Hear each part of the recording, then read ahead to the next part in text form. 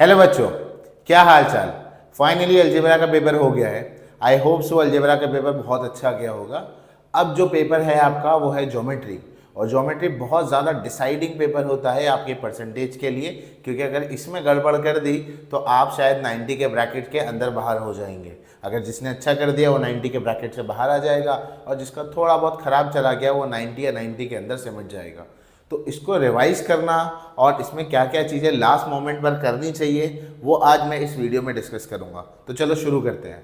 तो सबसे पहले हमारा बेसिक मोटो अब यहाँ पर ये रहेगा कि जब हम ज्योमेट्री को रिवाइज करेंगे तो आज शाम से लेकर, यानी कि अभी दोपहर के बाद से लेकर आज रात तक आप इजी टू डिफ़िकल्ट चैप्टर्स की तरफ बढ़ेंगे।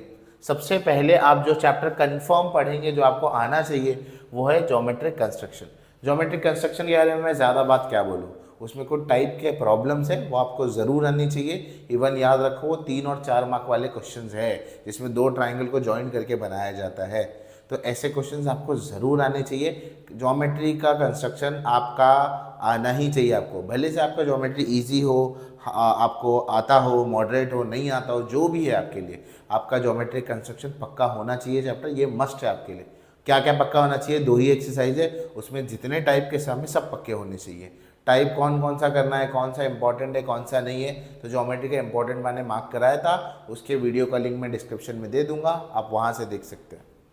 दूसरा आता है कोऑर्डिनेट ज्योमेट्री। सबसे आसान चैप्टर है ये ज्योमेट्री का, इसे बिना करे मत जाना, ये आपको करना है और ये मस्ट है, इसमें से कुछ भी मत छोड़ना। अब आते हैं तीसरा सिमिलैरिटी। सिमिलैरिटी को थर्ड पे क्यों रखा हुआ है? सिमिलैरिटी को थर्ड पर मैंने इसीलिए रखा है क्योंकि सिमिलैरिटी जो है आप पहले बार में करे होते हैं, पहला चैप्टर होता है, कुछ ना कुछ तो किए ही होते हैं, तो इसीलिए सिमिलैरिटी को फर्स्ट पर रखा है। मान कर चल रहा हूँ कि सिमिलैरिटी आता होगा। और जब सिमिलैरिटी जैसे चैप्टर जो हार्ड को ज्योमेट्री के चैप्टर है, जब आप उसको रिवाइज करेंगे तो ये बात ध्यान में रखिएगा कि उसके हर प्रॉब्लम से गो थ्रू होना है। भले से मैंने इंपॉर्टेंट मार्क करा है वो तो देखना ही है, उस पर ज़्यादा ध्यान देना है, पर हर प्रॉब्लम से गो थ्रू होना है। क्योंकि ज्योमेट्री और अलजेब्रा में डिफरेंस क्या है? ज्योमेट्री ज़्यादा डिफिकल्ट क्यों होता है अलजेब्रा से? क्योंकि ज्योमेट्री के अंदर हर नेक्स्ट सम जो होता है वो डिफरेंट होता है एज़ कम्पेयर टू अलजेब्रा। ठीक, फिर उसके बाद पाइथागोरस थ्योरम। 2 एक्सरसाइज है उसके अंदर। पहली एक्सरसाइज थोड़ी सी बड़ी है, दूसरी एक्सरसाइज छोटी है। अगर आपका ज्योमेट्री वीक है तो भी पहली एक्सरसाइज कर गया ना, अच्छा ज्योमेट्री है तो आपने दोनों एक्सरसाइज करी होगी। दूसरी एक्सरसाइज के लास्ट के जो 2 सम है वो अच्छे से देख कर जाना, और उसमें ज़रा देख लेना, कहीं कुछ डाइजेस्ट में वो सोल्यूशन बहुत बड़ा दिया हुआ है और कुछ में छोटा दिया हुआ है, तो उसको ज़रा ध्यान से देख लेना। उसके बाद हम आते हैं ट्रिग्नोमेट्री पर। ट्रिग्नोमेट्री काफ़ी बच्चों को दिक्कत आती है इस चैप्टर के अंदर, पता नहीं क्यों। मेरे हिसाब से तो ईजी चैप्टर है।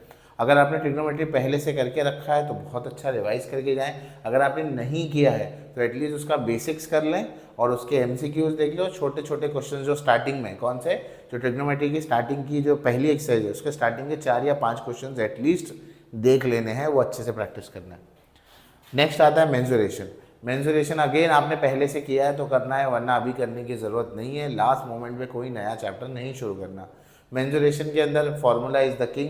आपको फार्मूला आता है तो आप मेजॉरिटी चैप्टर कर लेंगे, और कुछ क्वेश्चंस के अंदर आपको कॉन्सेप्ट लगेगा, वो मैं शायद आपको बाद में बता भी दूं कि कौन से क्वेश्चन में क्या हैक होगा मेंसुरेशन के लिए। फिलहाल मेंसुरेशन में फार्मूला याद करना एसेंशियल है। चैप्टर को रिवाइज करने बैठो तो पहले फार्मूला याद कर लेना। फार्मूला नहीं याद है और चैप्टर कर रहे हो तो दिक्कत आएगी, तो इसको ध्यान में रखें। और अगर आपने मेंसुरेशन अभी तक नहीं किया है तो PYQs भेजूंगा मैं, वो PYQs में से एक एक 2 2 मार्क के मेंसुरेशन के क्वेश्चन देख लेना। And last one is circles. Obviously circle को लास्ट में क्यों रखते हैं? एक्चुअली ये टफ नहीं है, पर इसके अंदर टाइप्स बहुत है।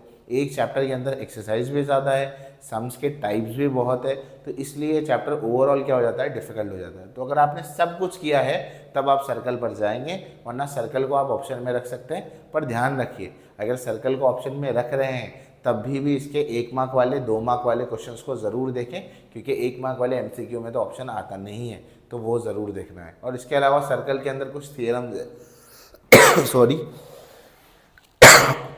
सर्कल के अंदर कुछ थियरम्स है, वो देखने हैं। कौन से थियरम्स देखने हैं? 5 मोस्ट इंपॉर्टेंट थियरम मैंने उसके ऊपर भी एक वीडियो आपको दिया हुआ है, उसका भी लिंक मैं डिस्क्रिप्शन में डाल दूंगा, तो वहाँ से देख सकते हो।